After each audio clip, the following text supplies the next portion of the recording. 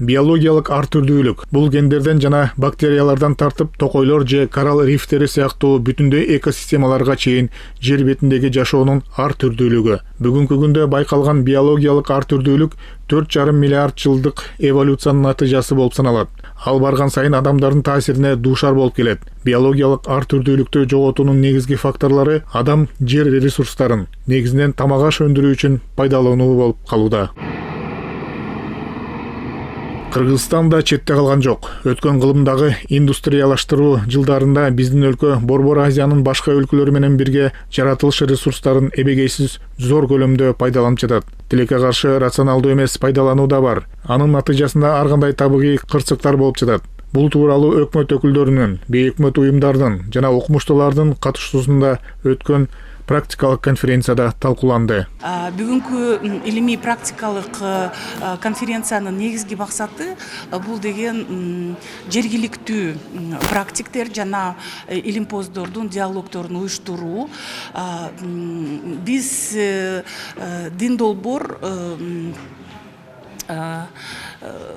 негизи жаратылыш ресурстар, экология жана техникалык көзөмөлдөө министрлиги менен бирдикте мамлекеттик жергиликтүү бийлик органдарды мамлекеттик агентствосы менен бирдикте жана жергиликтүү айыл өкмөттөр, райондук билим берүүлөр менен тыгыз байланышта иштейт. Эксперттер биологиялык ар түрдүүлүктү сактоо жана калыбына келтирүү планетадагы климаттын өзгөрүшүнө жол бербөөнүн негизги факторлорунун бири экенин белгилешет. Ошондой эле кургактыктагы жана суудагы табигый мейкиндиктерди калыбына келтирүү көмүртектин эмиссиясын чектөө үчүн маанилүү. 92-жылы Рио-де-Жанейрода конвенция кабыл алынган.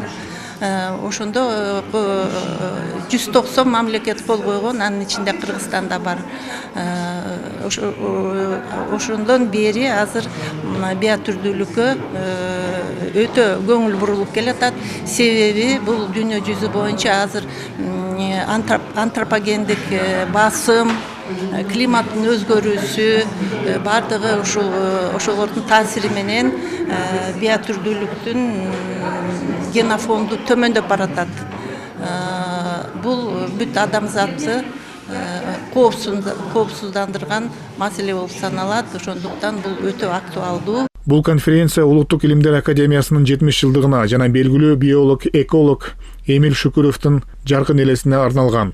Анын окуучуларынын айтымында ал өлкөнүн гана эмес, бүтүндөй аймактын экологиялык кызыкчылыктарын коргогон. Ал алдыңкы экологиялык уюмдар тарабынан катышуу үчүн гана эмес, анын баа жеткис тажрыйбасы менен таанышуу үчүн да чакырылган. Эмил Жапарович болсо 1985 жылда ошол маселени көтөрдү. Анан ошол негизинде мен кандидатский жасадым, докторский санарип технология менен колдонуп, ошол чоң илимий маселени мен чечип койдум. Ошол Эмил Жапаровичтин эң таланттуу мындай видениясы бар болчу да. Анан ошол аркалуу мен бияка келип атам. Биринчиден Эмил Жапарович жөнүндө бир сессия, атайын сессия болот. Мен ошону модерация кылам. А экинчиден бир илимий презентацияда кылганга аракет кылам. Эске салсак, 2021 жылы президентибиз Садыр Жапаров Глазго шаарындагы глобалдык климат боюнча саммитте Кыргызстан планетанын экологиясын сактоо боюнча стандарттарды карманаарын ачык айткан. Мындан тышкары биздин өлкө 2050 жылга чейин көмүртектин нейтралдуулугуна жетишүүгө аракет кылат. Бул көмүртексиз саясаттын кыймылдаткычы энергиянын кайра жаралуучу булактары, биринчи кезекте гидроэнергетика болот. Эрмек Күрөнкеев, Мирлан Жаныбеков, ЛТР Бишкек.